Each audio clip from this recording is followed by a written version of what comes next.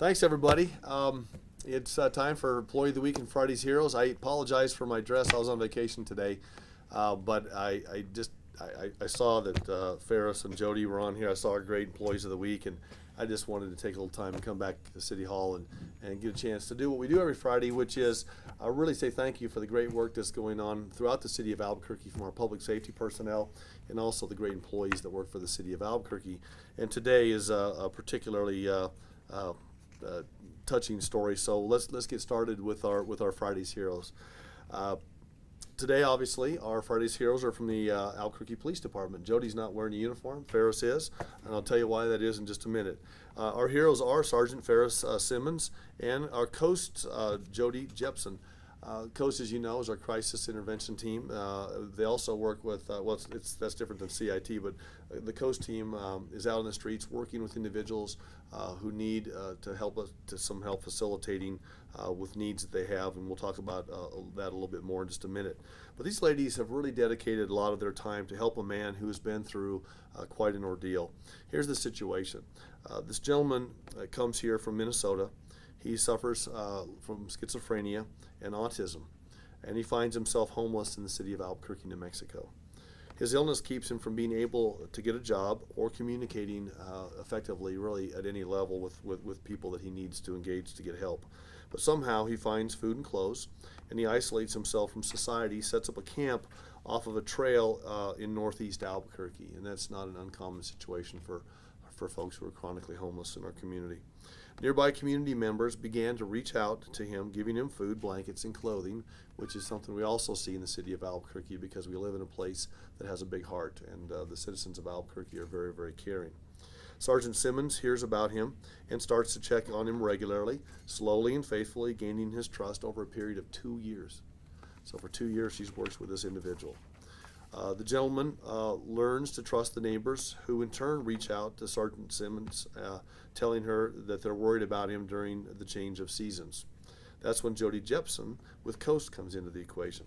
Some of you may recognize her for all of the amazing work that she's done on Albuquerque Heading Home, which is our homelessness initiative in the city of Albuquerque, dealing with chronically homeless individuals. She's been reaching out to those in need for years, monitoring their health, and really championing the efforts to get them into stabilized housing. Jody was able to get a housing voucher for the man to stay at a hotel and out of the elements during the fierce winter storms that we had. When the money for his hotel stay ran out, the man was unfortunately thrust back onto the streets. But this just further motivated Ferris and Jody to find stable and permanent arrangements for this gentleman. These ladies have dedicated hours of time to researching his past to see if they can find a way to get him assistance. In the meantime, they've been able to successfully relocate this gentleman to a motel and are now working with him to transition him into a home. And I'm told to frequently check on him and help him with the simple things like developing his social skills.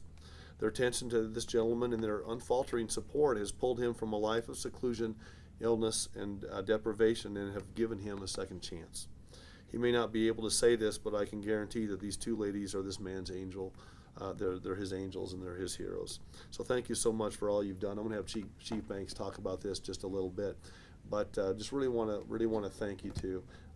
There's amazing things going on in our community, and I just had another mayor this morning, the mayor of Anaheim, California, reached out to us and said, "Hey, I heard you're doing some great things with your homelessness initiatives.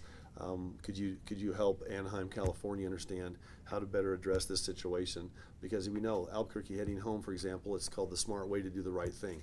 Not only are we doing the right thing by helping individuals who are chronically homeless, who are suffering from drug addictions or whatever it happens to be, substance abuse issues, or who are living with mental health issues. But we're also saving tremendous resources in our community. And I don't want to get too long into this, but I'll tell you, not long ago we housed our 200th individual in Albuquerque Heading Home, and this individual is a great person. I've met this person, and very, very interesting individual. But over the 90 days prior to being housed with Albuquerque Heading Home, there were 83 calls for emergency services by this individual who was really living in crisis on the streets of Albuquerque. Those 83 calls, for all intents and purposes, took $144,000 worth of resources. That's firefighters leaving the firehouse to go out and help this individual in crisis. It's Albuquerque Police Department going out to help this individual in crisis. And this is the individual calling in themselves or others calling in on behalf of this person. It's Albuquerque ambulance. It's nights in the emergency room. It's all kinds of things. Well, guess what? It costs about $6,500 a year to house this individual through Albuquerque heading home. That's about the right number, Jody, I think, isn't it? Yes, sir. That's 22 years that we could help this individual live a better lifestyle, get stabilized, get surrounded by the care and love that he needs, rather than living on the streets of Albuquerque. 22 years we could house this individual for the cost of resources for a 90-day period for living in crisis on the streets. So these ladies, you're doing wonderful work, and I'm going to have Chief Banks talk a little bit about these individuals. It's not the first time you've seen these great officers in the Albuquerque Police Department. Probably won't be the last. But Chief Banks. Thank you, Mayor. Appreciate it. So just to talk a little bit more about this actual case, I want to talk more specifically about these two individuals in regards. I see why they're up here today, because they do care about what they do on a daily basis. They care for their community. I talk to Ferris constantly about her desire, her work ethic, about her heart for her community. She doesn't put on this uniform and this badge just because she has to and she collects a paycheck. She does it because this is the community that she loves, and she's adamant that she will help out anybody that needs that help. Jody's the same way. I know her work ethic, and she does this because of her heart and to take care of her community. That's what the Albuquerque Police Department is all about. It's taking care of the community. It's working with the community. This individual, they have been working with for over 2 years, and that's just to gain the trust. They could have given up on this individual and just says, you know what, this isn't worth it. We got paperwork to do. I got people to supervise. I have other people that are willing to accept my or accept their generosity, but they didn't. They did not give up on this gentleman, and as a result, they won his trust, and they're getting him in a better place. That's why these two are up here today. That's why we thank them, and we encourage them to continue to do what they're doing, because there's many more people out there that need us, the city of Albuquerque and the Albuquerque Police Department, to help them, because they don't know where to reach out to. And I'll tell them and pass it along to anybody that you know, these two women right here, if they need help, call upon them, call upon us, and I guarantee you it will be taken care of no matter how long it takes. So I do appreciate your work, appreciate your heart. Continue the great work for the city of Albuquerque and the Albuquerque Police Department. Thank you. Thank you. Thank you.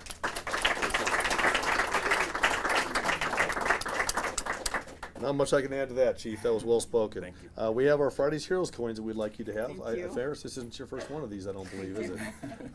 Jody, I thanks love so it. much. You're a quick sir. Thanks so much. We appreciate Thank you so much. And it's really something to see. If you get a chance, there's some work. If you haven't seen the Heading Home documentary that's been produced, you ought to take a look at it.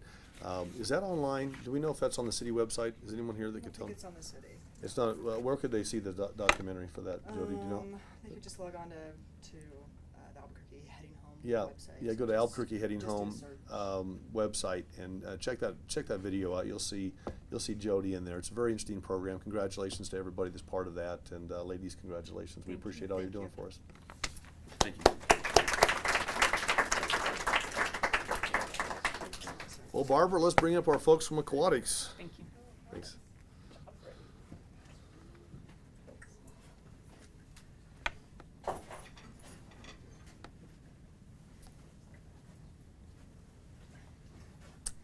How you doing? Pretty good. Good. So is it Amanda Loera? Loera is correct. Is it Swari? Ben Sawyer. Swari, is that correct? Okay, just want to make sure I get the pronunciations right. Well, listen, thanks. It's summer, and the pools are open, and the pools are full. My family went to Highland Pool just the other day, and had a wonderful time. My nieces and nephews and my wife went, and they really enjoyed it. And so you guys do great work. So today we're honoring several employees from the Aquatics Division for their preparedness in response to an emergency situation. Here's the story. A woman at Los Altos Pool, this is where I swim my laps, by the way, not enough, came to the lifeguard staff and said that she felt an epileptic seizure coming on. So Ben March, raise your hand when I call your name. Ben March, Caitlin Sweeney, Ben Swari, and Amanda Loera quickly mobilized to start providing care for this woman. They quickly called 911 just before the swimmer's seizure began. During the seizure, she started to show signs of respiratory arrest. Using their training, the lifeguards gave her oxygen and emergency ventilation through a bag valve mask. The seizure was lengthy, lasting almost 10 minutes. But during the entire episode, the lifeguards were able to effectively protect her while also providing her with oxygen. Emergency responders transported the seizure victim to the hospital, where she made a full recovery.